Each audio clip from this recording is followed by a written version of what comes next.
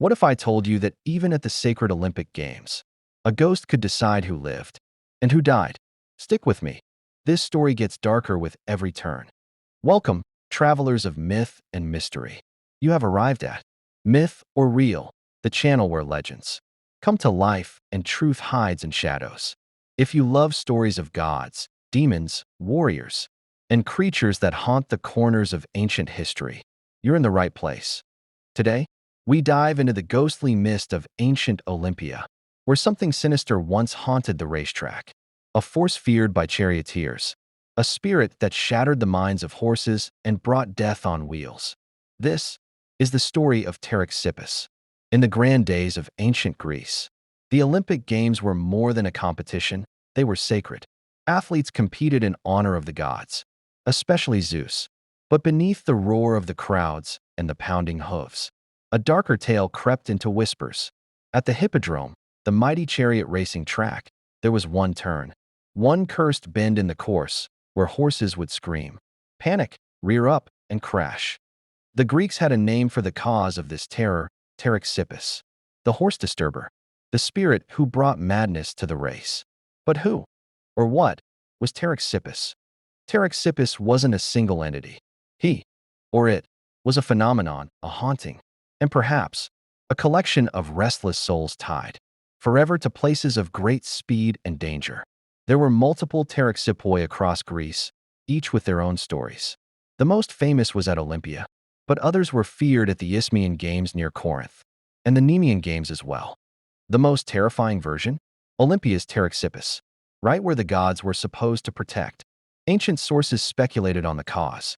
One legend said it was the ghost of Enamaus, a king who was obsessed with chariot racing. He challenged every suitor who wanted to marry his daughter and killed them when he won, until the day he lost and died. His angry spirit, some said, cursed the track. Others whispered of fallen warriors buried beneath the track, spirits who never found rest.